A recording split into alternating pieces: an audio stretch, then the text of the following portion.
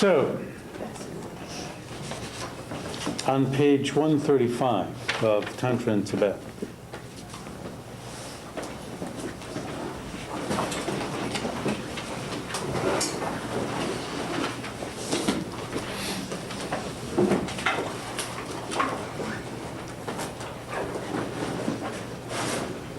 the quam is raised here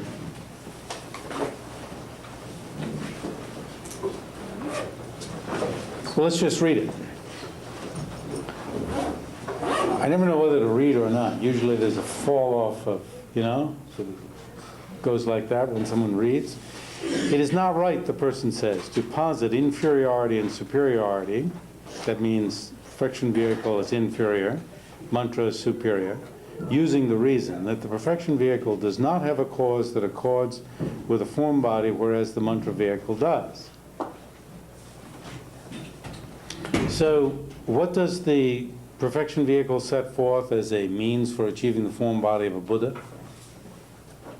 The six perfections. The practice of the six perfections. Specifically, which among the sixth? The perfection of wisdom? The first three. Giving, Specifically the first three. giving, patience, and ethics. Giving, Patience. ethics, and patience. And effort is shared with both. Sometimes within the six perfections, the first five, giving, ethics, patience, effort, and concentration, are counted in the method category. Sometimes just the first three. And then effort is shared with both wisdom and method, and concentration is put on the side of wisdom.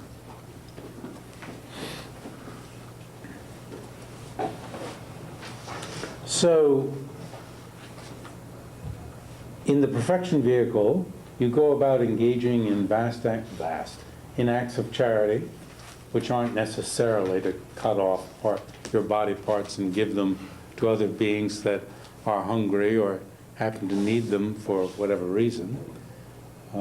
Sometimes the reasons are amusing when you read them. Can't remember an instance right now. Like you need a finger to perform a certain rite, so the Bodhisattva cuts off a finger and gives the finger. So through such activities, eventually you yourself appear in a Buddha body, as a Buddha. So the act does not accord in aspect with the effect. The act doesn't look, you're not imagining yourself to have a great, marvelous Buddha body. Okay, whereas in the mantra vehicle, there is such a practice. For it is by no means certain, the person says, that an effect is always achieved through accords that accords with that effect. Well, now that's true. Causes and effects don't have to accord in aspects. Now, look at what the person says. For instance, you kill and you're born in a certain type of a hell. The action was killing. The rebirth was to be reborn in, say, a hell where they're drawing lines on your body and somebody's cutting your body with a hot saw. I like that one. It always makes me, I start laughing or feeling a little strange. As a little kid, meaning in the crib, really, I woke up once and I was coming to, and I was running through the plain of razors, of like pointed small spears out of the ground, and my feet would go down on it, and they would go right through my feet. And of course you'd pick up your foot, and of course you have to put down your other foot, and I was running through like this, and I woke up in the midst of this, So that one, yeah, it's sort of like, oh yeah, sure. As a baby, you were thinking? Yeah.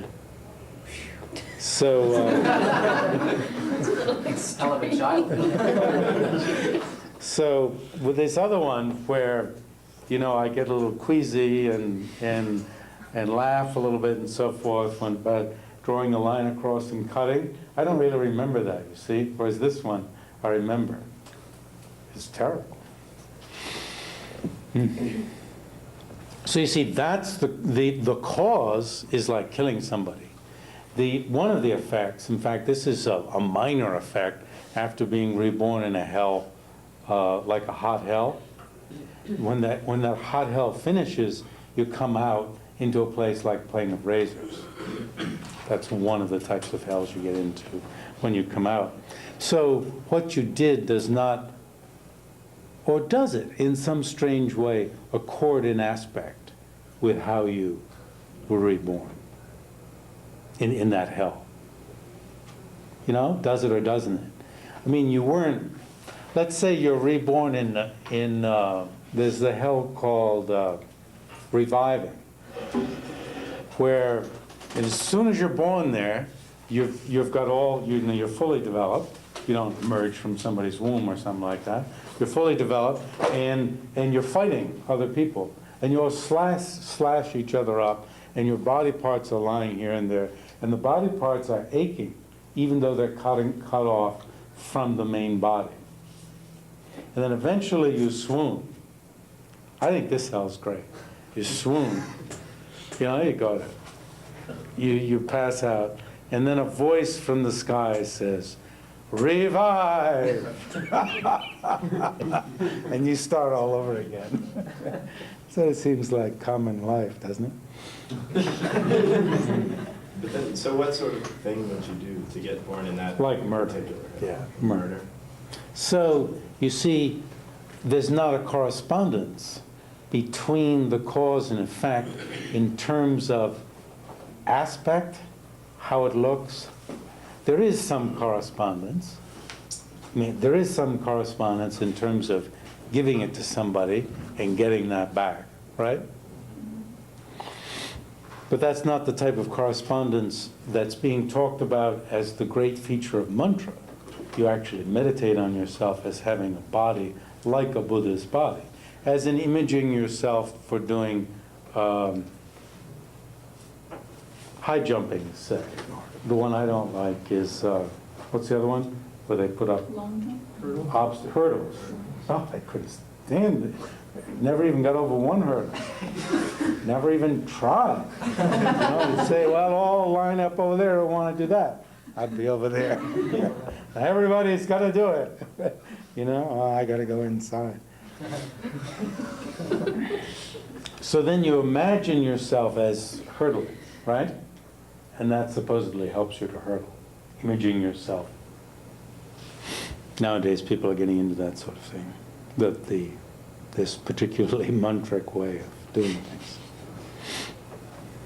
So this person, the objector, is pointing out, even within the Buddhist system, it's not necessary to engage in a path that, to practice something that accords an aspect. Because then he says, then it would be necessary, for instance, to cultivate a path that has them, nature, mind, and marks. As one teacher that I had said, there is nothing minor about a Buddha. This is a mistranslation. And I've just changed it the other day. Major and minor marks I changed to features and beauties to accord with what he said. And there's nothing minor about the word, you know, that's being translated as minor marks. Cultivate a path that has them as a cause for achieving a body adorned with the auspicious marks of a universal monarch. Now I meant to bring in today, I forgot. In Nagarjuna's Precious Garland, he says how you get the major, so-called major and minor marks, features and beauties of a Buddha's body. You know, you do such an activity, and that causes you to have flat feet, which is preferable. And you do such an activity, and that causes you to have really webbed fingers. And you can see there is no correspondence. It's not as if you meditate on yourself as having webbed fingers, and thereby you're born as having webbed fingers. You do such and such type of activity, and you're reborn that way. And I meant to bring it in because it really gets across the point of how the perfection vehicle operates. With respect to the marks of a universal monarch, it's through does it say in the note, through engaging, I really don't know how you're reborn as universal monarch. There are universal monarchs of various types. Just says through engaging in special virtuous acts, not meditating. Imagining oneself as having a body and so forth. You don't have to do that. No. Some universal monarchs control the whole, all 4 continents. Some universal monarchs, I don't know, must go down 3, 2, 1, I forget. There are different types of universal monarchs. Clinton is one who controls all 4 as the head of the only superpower. Are these Chakravartins? Is that Yes. Okay.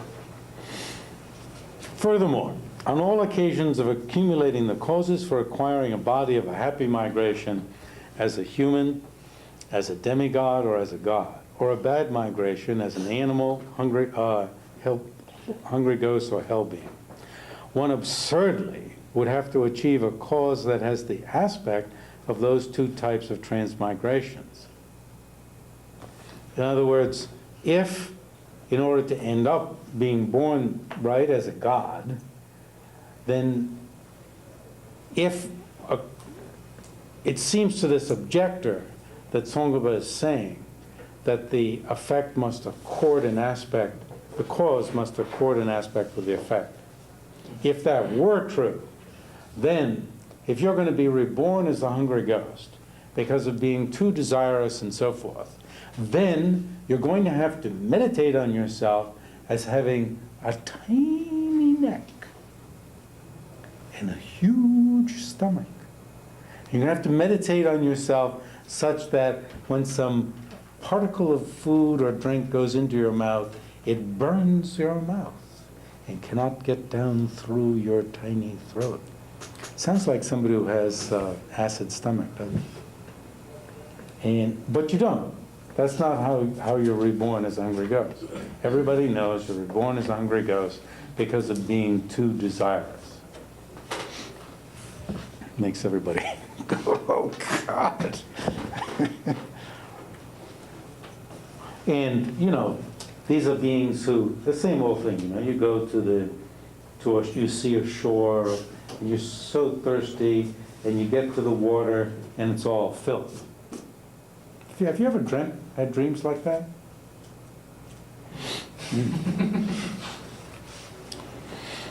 There's one hell called something like the filth of rotting corpses. And one student in this program had a dream about being in the filth of rotting corpses. Very vivid. Both of these consequences are extremely absurd. However, if it is not necessary to have a cause that accords an aspect with these effects, one must find a correct reason why the opposite should be applied to Buddhahood. Why is it different for Buddhahood? Why are you claiming that you've got to have deity yoga for Buddhahood? Why not say it can be done through the perfection vehicle? But you can't find a good reason. Of course, Tsongkhapa is going to say, I do have a good reason. Therefore, it is merely an object of faith, O dumb Tsongkhapa, to state that the achievement of a form body by means of a path having the aspect of that body is a special feature of the mantra vehicle. A feature that makes it superior. He says, I'll explain. Those of the perfection vehicle assert that the causes of the entity of a form body are the superior collections of merit, giving, ethics, patience. The ethics, for instance, of deciding you're going to refrain from killing, and the ethics of sustaining life. You know, of removing a bug, say, out of your pathway. An ant crawled across my computer yesterday, and I went, you can't have my computer. In another place, I would take the ant outside. Very interesting decision.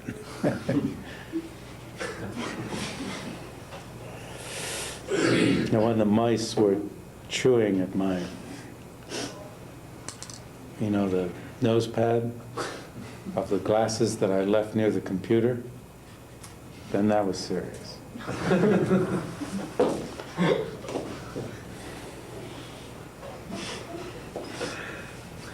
The causes of the features, which are the, features which are the features and beauties, it's not working.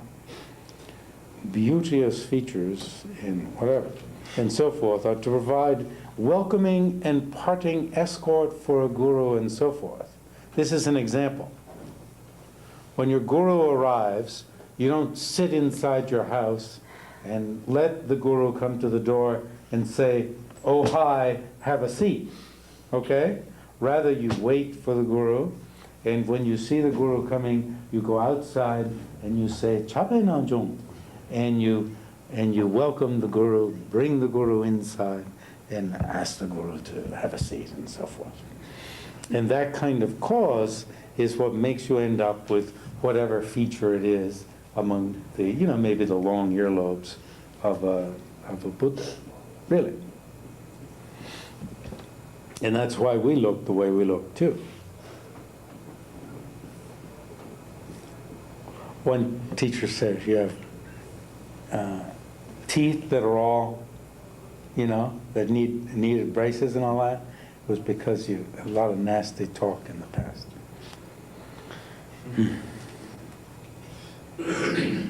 Through the force of having accumulated these over many lives, a bodhisattva, and it really makes me puke when I read the he's from the past, but anyway, when she has arrived at a high ground, through the force, now this is the perfection vehicle system, for many lifetimes, that means when arrived at a high ground, that means a high bodhisattva ground, so it's at least one period of countless seance, 1.5 period of countless seance, attains a body adorned with the similitudes of the major and minor marks of a Buddha, through having done all these marvelous things for so long. You get a better and better body as it goes along. These become more and more glorious, and finally, during her last lifetime, she attains the final major and minor marks of somebody who's still learning. You're not a non-learner yet, a Buddha. Then, on this base, they actualize a truth body. And a similar type of the body having the major and minor marks becomes an enjoyment body. Thus, in the perfection vehicle, it is not asserted that on the path there are no major and minor marks, which then arise newly upon attaining the fruit of Buddhahood. Rather, while you're on the path, you do have a similitude of the major and minor marks of a Buddha. So it's not like taking rebirth. That's his point. It's not like taking rebirth. In the same way, those of the Vajra vehicle also do not assert that when Buddha is achieved in one life, even in one lifetime, and when it's achieved in one lifetime, you didn't start with a body with major and minor marks. He's walking right into the middle of a problem. If you achieve Buddhahood in one lifetime, it means you've got an ordinary body that you're starting with.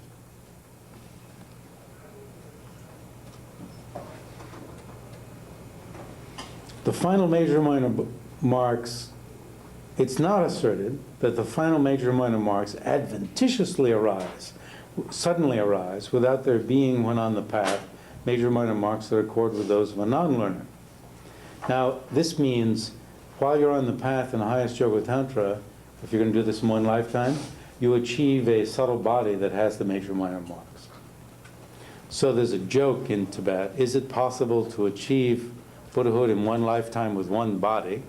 This being a topic that Paul Groner has written on several times. And the joke is, everyone should answer yes, you see? But the joke is, the answer is no. Because you have to have two bodies. You have to achieve this subtle body during your lifetime. And that actually is the one that's going to go on to Buddhahood. So it's one lifetime and two bodies.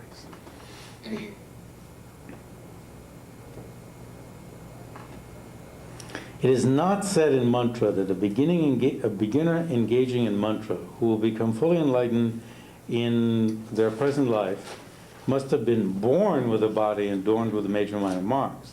Also, such doesn't exist. It's only one lifetime.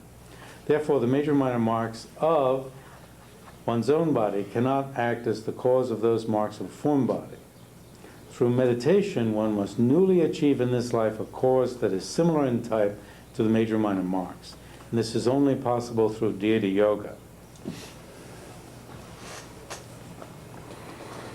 However, with regard to being born in a happy or bad transmigration, it is not necessary to accumulate causes that have such aspects at the time of the causes, blah, blah, blah. So one, when you're going to be reborn in a migration, the cause that you develop is called the cause of maturation. Whereas to achieve a Buddha's major minor marks, you need causes of similar type.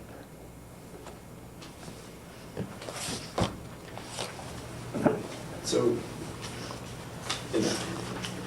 sorry, going back. Please. It seems like he's just saying, he's defining these two types of causes and saying that I say they exist and that's the difference, so that's what it is. And like working backward from his thesis, yeah, as if it's circular or something like Yeah. that. I mean, why would that convince the objector? I think it would convince the objector because the objector would have to agree that in the perfection vehicle, while on the path, you develop the major similitudes of the major minor marks of a Buddha. Mm-hmm. And so, even in their mode of procedure, it's not like being born in a new transmigration. The process is not like that. So I think, number one, the objector would agree then that it's not like that. I think that's his root. I think he's got a point. I know what you're talking about.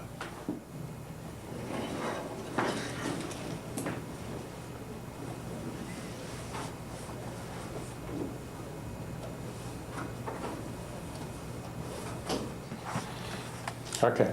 Now I thought as a review of this topic today, we might take a look at page 210. When I first published this, or maybe even when it was in, it says 1977, George Allen Unwin. So sometime around then was the first time that this book was, I used this book in this type of seminar. And during the course, I worked up some 31 quintessential points, which if you didn't understand them, you couldn't understand the difference between the vehicles. Every one you need to understand. If there's any part of any one you don't understand, then you don't know where you're at. And you need to work out, figure out what's going on. And it'll unravel the story for you. So number one, everybody got it? The Dalai Lama teaches that one needs to combine learnedness, practical application, and a good mind. Therefore, mere learnedness about the difference between the vehicles is not sufficient. That's just a warning. Warning to scholars. Generation of a good mind is the essential purpose of differentiating the vehicles. The immediate purpose is to know the difference between the vehicles in order to facilitate practice. Okay. One can distinguish the terms Hinayana and Mahayana from the viewpoint of schools of tenets, viewpoint of path. So when it says schools of tenets, what does it mean, schools of tenets? What are the schools? What are they? Madhyamaka, mind only, Sochanika, and Great Exposition. Yeah. So it's a mixture of Sanskrit and English, that's fine. Okay? And from the viewpoint of path. Here, solitary realizer, and bodhisattva. And their attendant motivations, right? Right. Okay? One can be a Mahayanist by tenet and a Hinayanist by path, as in the case of all of the great foe destroyers of the past. Understood? All of the great foe destroyers of the past were, what were they? Why were they Hinayanist by path? Because they're only concerned with their own liberation. They're mainly concerned with, Mainly with their concerned. liberation. And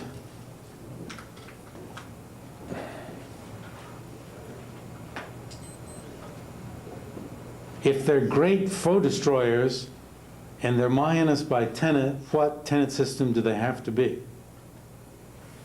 Well, isn't it middle way consequence According to Tsonga. according to some? Now, if they're foe destroyers, but if they haven't reached the level of foe destroyer, could you be a Hinayanist by path and a Mahayanist by some other, Mahayanist holding some other tenet system?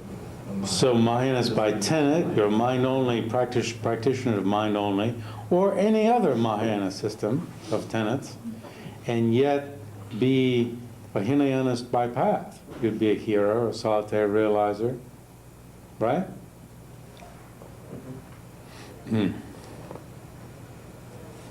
Thus, there are, for instance, I could, what? Did you previously say that in order to be a foe destroyer, you'd have to be a persona villagenic? Yes, According to some. According to both Sangha. of those few personas. Thus, there are some who are capable of assuming a Mahayana tenet system, who are temporarily incapable of generating a Mahayana path. In other words, the great compassion, the altruistic intention to become enlightened. The two Hinayana tenet systems, Vaibhashika and Sautrantika, great exposition in Sutra school, and the two Mahayana tenet systems, mind only and middle way, each present a Hinayana path for heroes and solitary realizers, and a Mahayana path for bodhisattvas. Right? We got that clear the other day. No problem? The reason for four schools of tenets, why are there four schools of tenets? Is persons' differing capacities, including the pride of wanting the highest despite being incapable of it.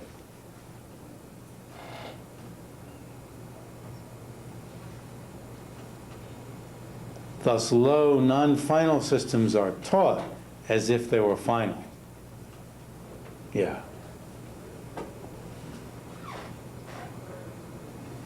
Any problem?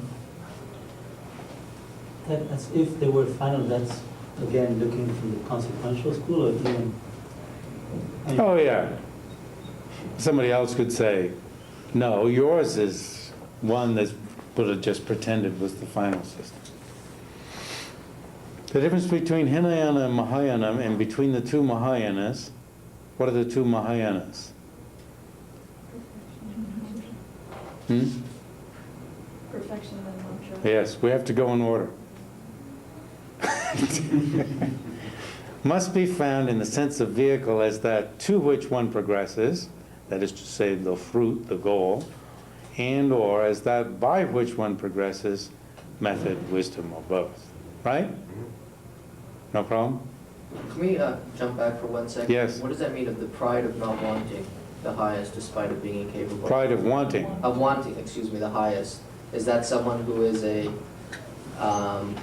Mahayanist by path, but Hinayanist by tenet? Is that, I think they want the highest school. they want the highest school, but they're not capable of it, so would that mean that? So Buddha teaches them for instance, the sutra school, and says, this is No, it. this is the highest. This is it. This is the highest. There's nothing better than this. You are the best, and this is the best. I have one question. What exactly are tenets then, in terms of method and wisdom? Are they descriptions of wisdom, or are they view? Yeah, basically, the four schools are divided by how they present the topic of selflessness, emptiness. So, what? Different views about emptiness. And then method, the way they go about. Now, method, specifically within method and wisdom, refers to Right. love, compassion, the altruistic intention to become enlightened. Doesn't mean how you go about it. So it's part of tenets? Oh, I mean, schools do talk about these topics, Yeah. but the philosophical schools are divided by how they present selflessness. Good question. 8, valid foundation and the conditionable nature of the mind make limitless development of method and wisdom possible. Dharmakirti, and based on Dharmakirti, His Holiness the Dalai Lama makes, repeats this a lot. No matter how long we've had ignorance, it does not have a valid foundation. Thus, its foundation is shaky. And no matter how embedded, how intrinsic it may seem, it can be overcome. Whereas wisdom and compassion have a valid foundation, number 1. Then number 2, the mind is capable of endless conditioning. Unlike the body, which you can high jump only, and the example is used of jumping. Not high jumping, it's broad jumping. I think it's broad jumping.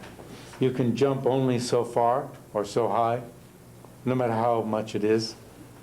With the mind, you know, you learn certain things like your name, and they're just there. Most of the time.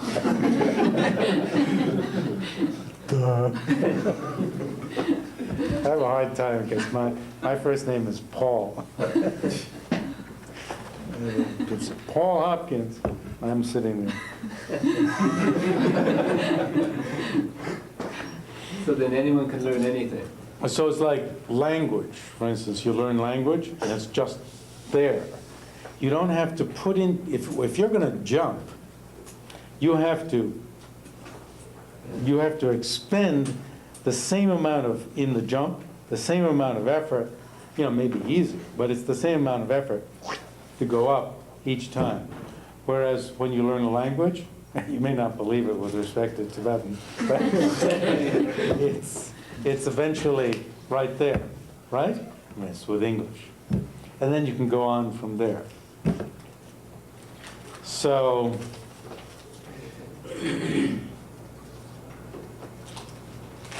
this suggests that enlightenment is a process of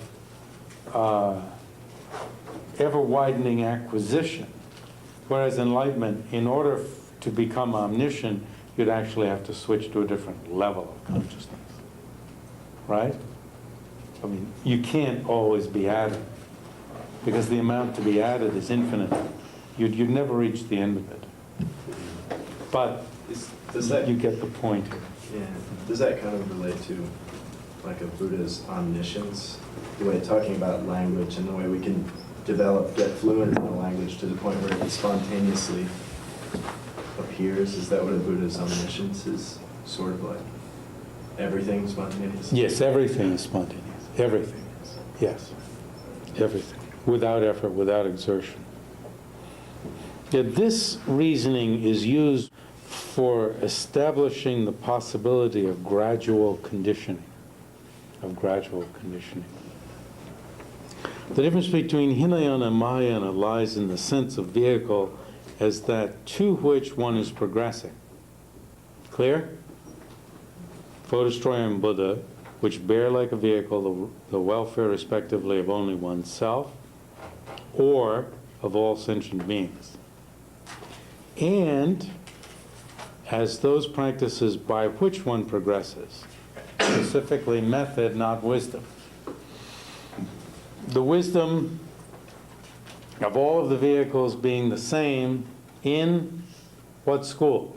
The wisdom is all the same according to the Prasangika. The viewpoint of Prasangika, the wisdom of both schools is the same, both vehicles. The wisdom of both vehicles. When it says both vehicles, what does it mean? Both the lesser and the greater? Yes. Is the same because the root of sickly existence is the conception of persons and other phenomena. Other phenomena include what?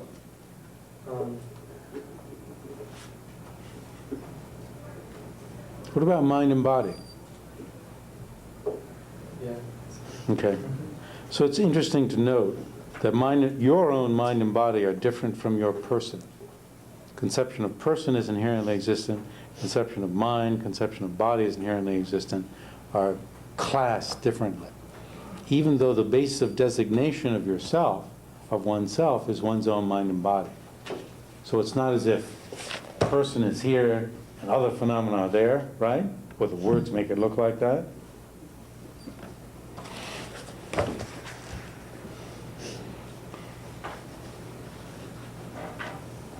And foe destroyers, those who have attained the fruit of Hinayana paths, are liberated from cyclic existence, having destroyed the foe, which is afflictive ignorance. Okay? I thought they were only taught that the selflessness of the person and not other phenomena. Both. They were In Prasangika Madhyamaka, the consequentialist school, middle way consequent school, you have, once you realize the emptiness of one phenomenon, you can realize the emptiness of everything else. Okay? Crucial point. Therefore, both Hinayana and Mahayana paths involve realization of the subtle emptiness, which is the lack of inherent existence in persons and other phenomena. Just the point that we're making. And another part related to this point, actually on page 179, you mentioned that according to the Prasangika, hearers and solitary realizers have the most subtle wisdom. Are you defining hearers as foe destroyers? Because Oh, this is at least someone who has attained the path of, in terms of direct perception, the path of seeing. And in terms of realization of emptiness, conceptually, inferentially, at least during the path of accumulation. Right? Therefore, the difference between Hinayana and Mahayana and the sense of vehicle as that by which one progresses lies not in wisdom, but in method, that is to say, motivation and its attendant deeds. Hinayana motivation is the wish to attain liberation from cyclical existence for oneself, actually meanly for oneself. You know, it's not as if you're unkind, or whereas the Mahayana motivation is the wish meanly to attain Buddhahood in order to help all sentient beings. Two kinds of obstructions. Afflictive obstructions, preventing liberation from cyclic existence. Obstructions to omniscience, preventing simultaneous cognition of two truths, ultimate truths and conventional truths, or emptinesses and the objects qualified by emptiness, that have emptiness as their quality. Clear? The afflictive obstructions are the ignorance concealing the inherent existence of persons and other phenomena. The other afflictions which this induces, what are the other afflictions?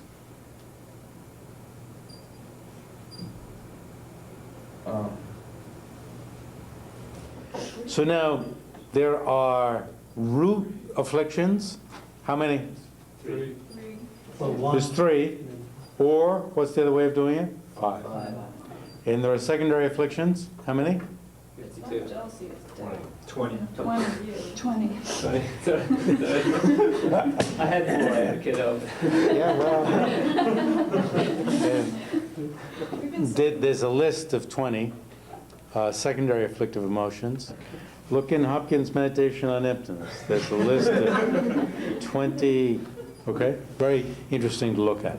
What does ignorance lead to? Wouldn't afflictive view and doubt both be manifestations of ignorance? Well, let's not get too... Okay. No, there are other types of ignorance that come from the basic ignorance, okay? Basic ignorance of the conception of inherent existence will lead to confusion, like, oh yeah, shall I go here, go over there. Really, that comes from the basic. What's the difference between the artificial, you attain it, and inherent? Artificially means learned. Yeah. It's, the quote on it is either on the basis of scripture or reasoning. But that means you've learned it. So it doesn't mean necessarily that, like, these are the specific, afflictive emotions are artificially learned in these. Correct. There isn't any list. Right. There's these listed 20. Because you could have jealousy that was artificially induced, that you learned. You know, your friend told you that you should be jealous of the rich people who live in Farmington. And all of a sudden, you know, people who live in Farmington.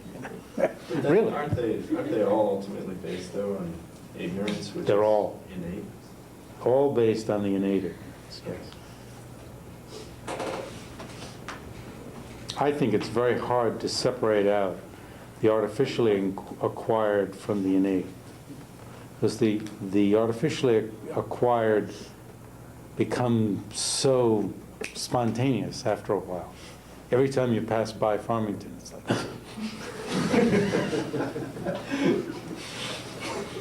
Until you're driving into Farmington, you know?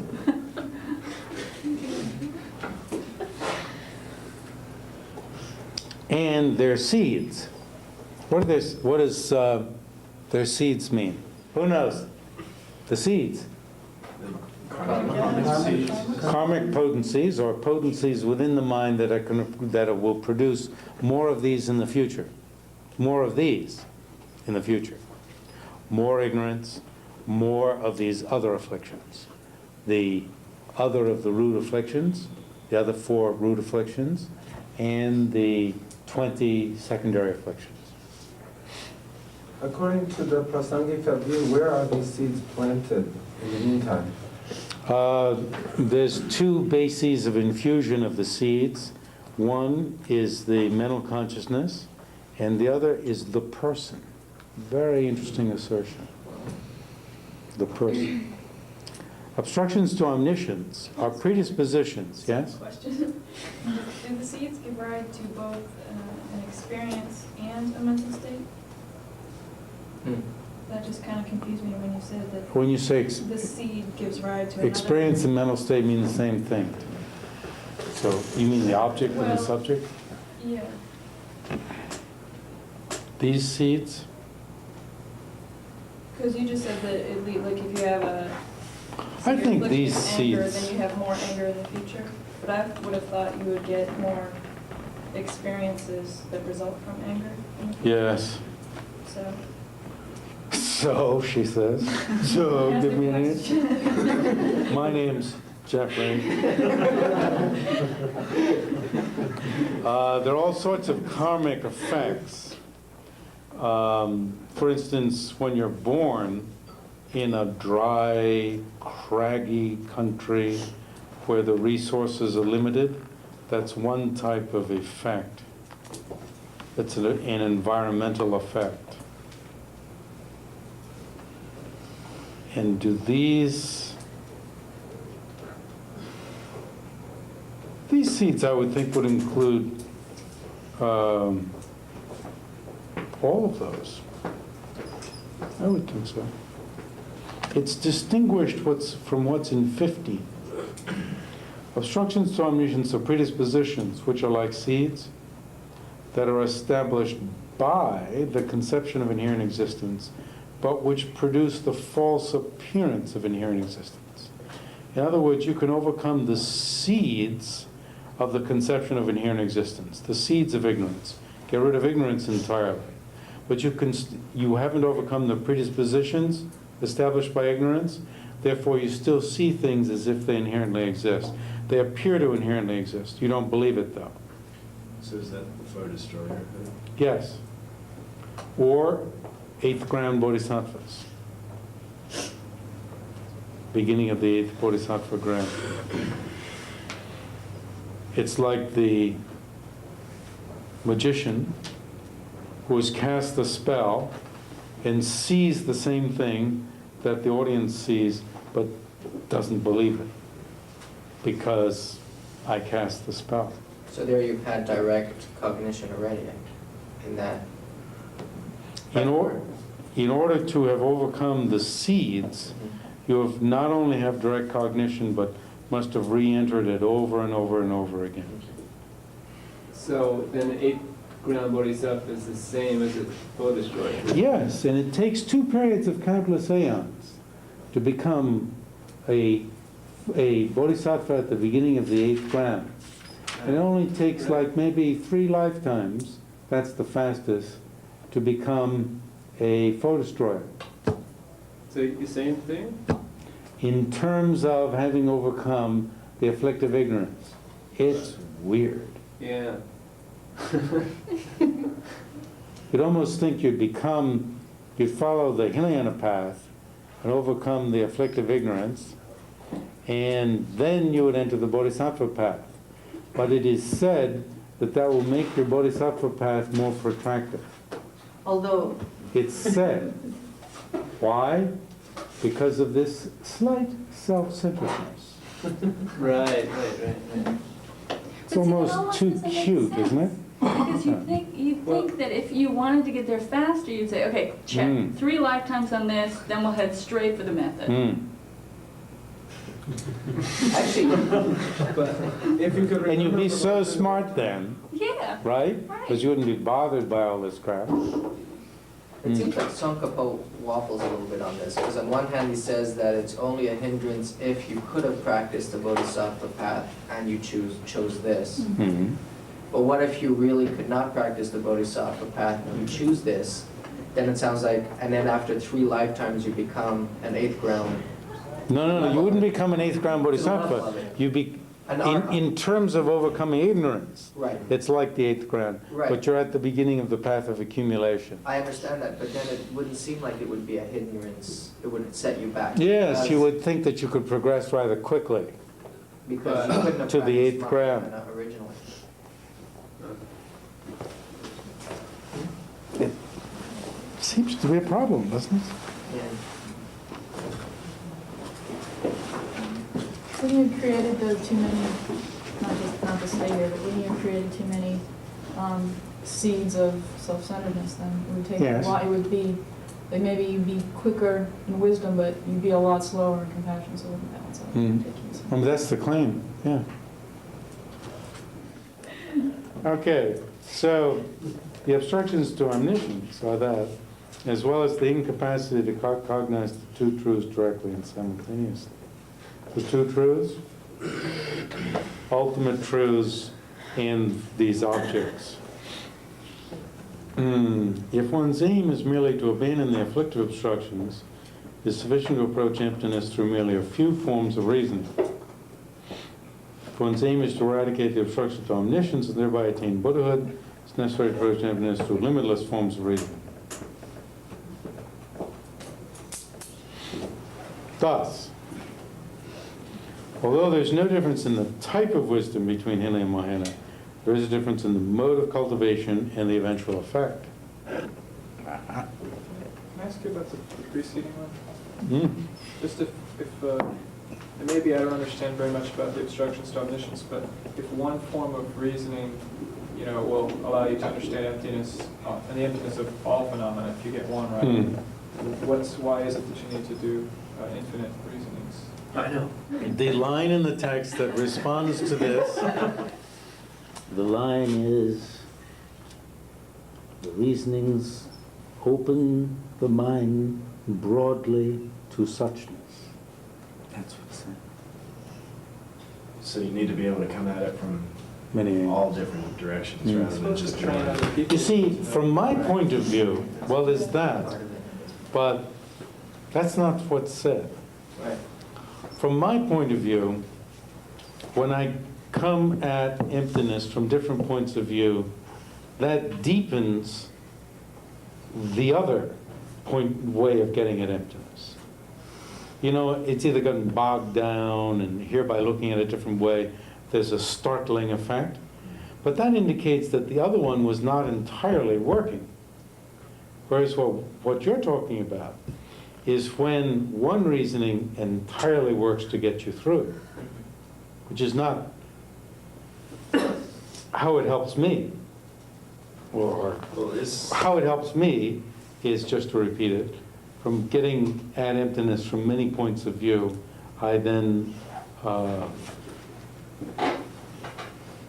my conceptual framework that's built on adhering to inherent existence is shattered. It's like a huge field, and it needs to be shattered in various parts. So is that what's meant by understanding the most subtle emptiness? We've read that in Most certain subtle places. emptiness means the emptiness of inherent existence, as opposed to, for instance, the non-prasangika systems speak of the substance of persons. When they speak about the substance of persons, they identify that we conceive of ourselves as like a master and our mind and body as like subjects. My body, my mind, you know?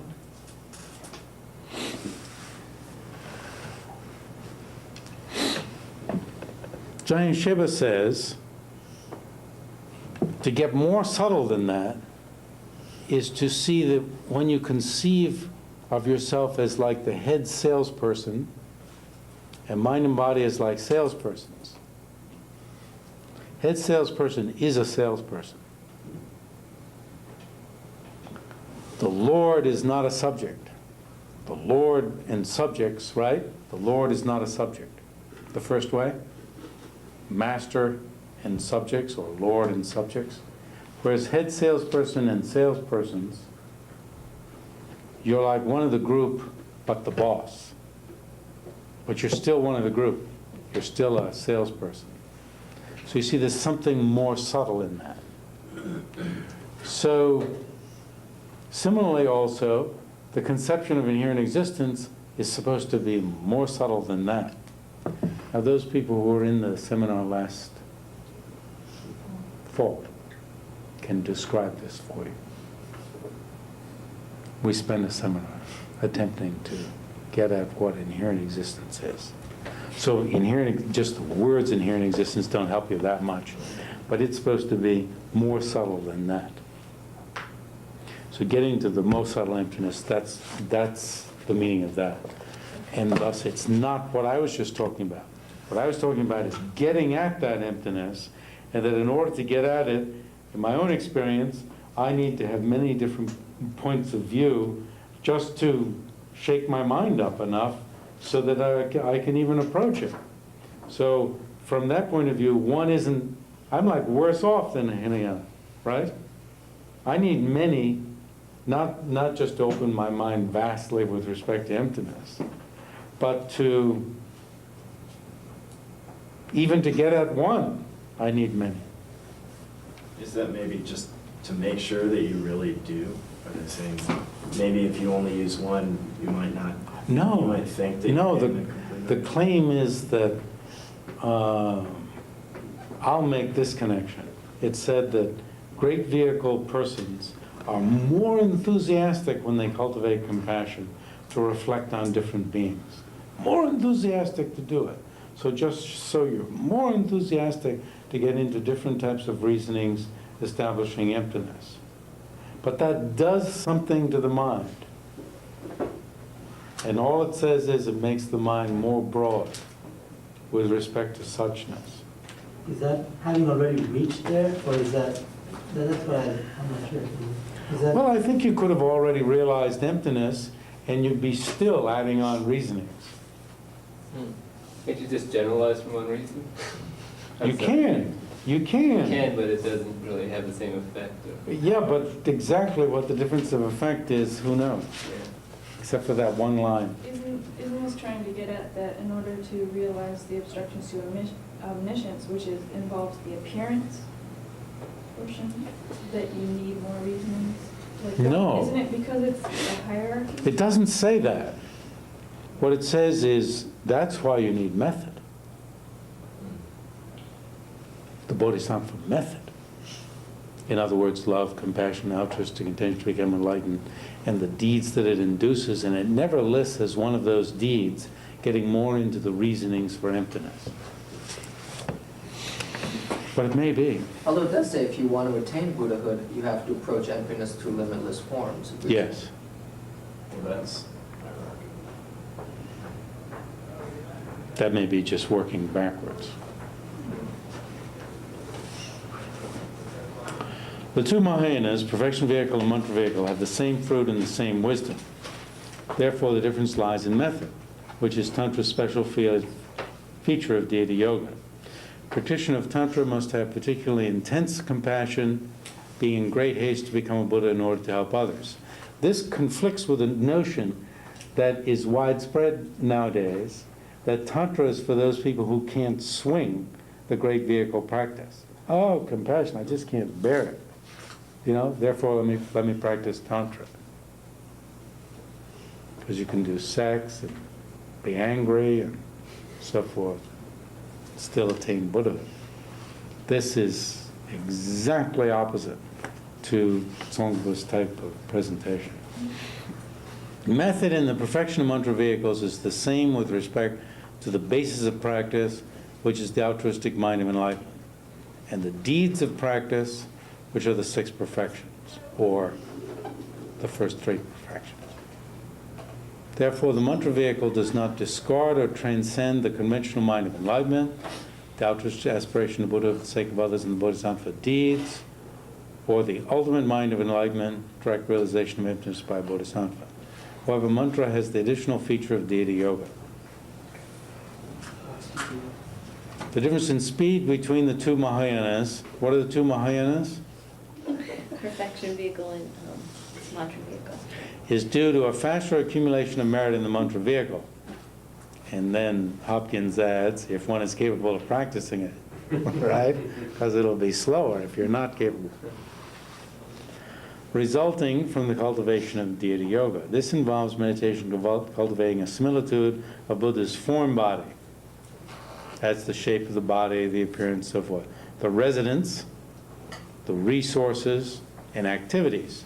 Activities such as emanating out rays of light that beneficently cleanse all beings of sickness, okay?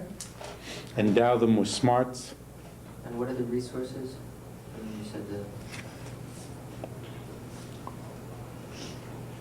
I think it would, like it says residence, which makes me think of like the palatial abode. Do you think resources would be like wish-fulfilling jewels and... It could be. Ritual implements or, powers and things. Well, that's what you have in the Tantra distinction. Are the jewels and stuff like that. Really? I believe so. Oh, yes, of course. And is the residence the mandala? Residence is the mandala. What number was that? Emptiness Yoga 2021.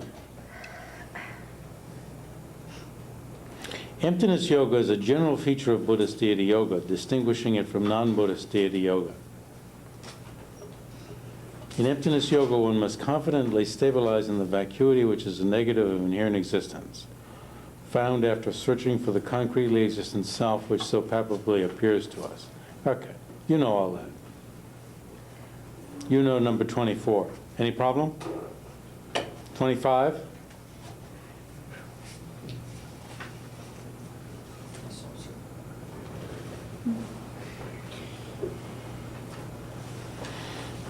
I would actually like you to talk about 25, because earlier in this book it talks about in the perfection vehicle as the union of method and wisdom being conjoined.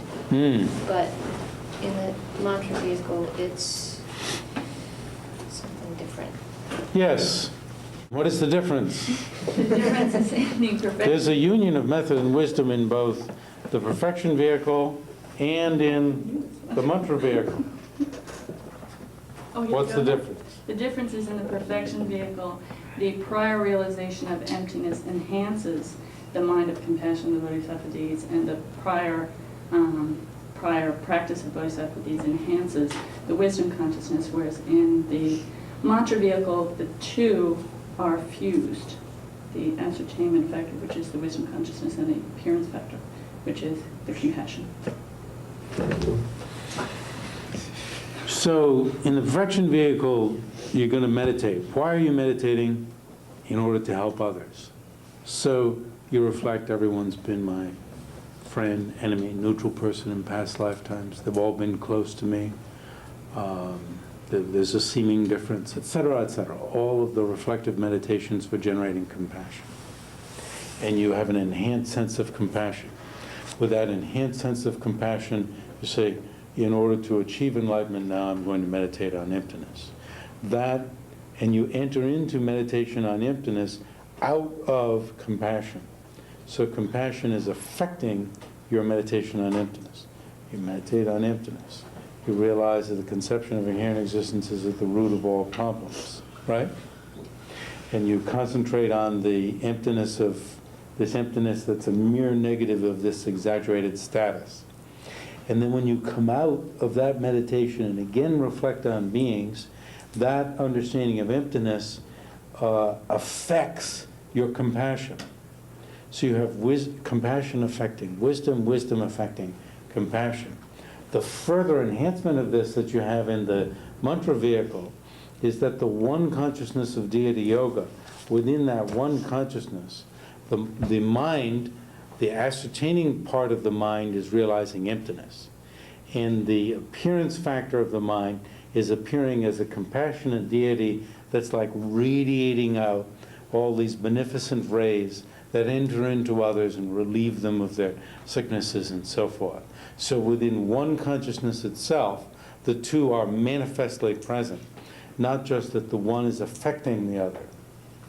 Now, if we had the version that's in the perfection vehicle, we would think the one was manifested there. The two are manifestly present.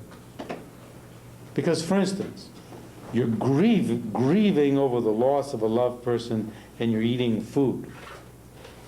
The grief and the eating sort of going back and forth, or the one affecting the other, or fear that you have out at night in a certain place. Two things going on. The one thing affecting the other, or you have fear and then you begin some other activity. It's not like the fear is just past, but it's like the waves of the fear are affecting what you're presently doing. In the mantra system, however, within the aspects of one consciousness itself, method and wisdom are present. The difference is slight. You have to understand how slight it is. Otherwise, mantra looks like something that's so entirely different. Oh, you have union of method and wisdom, and you don't in the perfection vehicle. It's hardly that. So a vajra is a diamond. A diamond is something that's unbreakable. And so you have here within one consciousness, emptiness, realization of emptiness, and compassion. Perfection vehicle does not have deity yoga, even though it has meditation cultivating a similitude of the truth body, the space-like meditative equipoise and emptiness. But still, you don't think this is the truth body in the perfection vehicle. You're just realizing emptiness. Whereas in mantra, you do something like, this is the truth body, or I have the same ultimate nature as the deity has. So, for next time, the assignment already given is Tantric Distinction 83 to 164.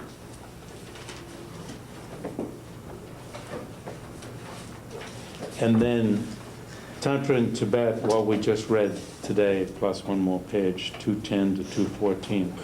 And this finishes the topic.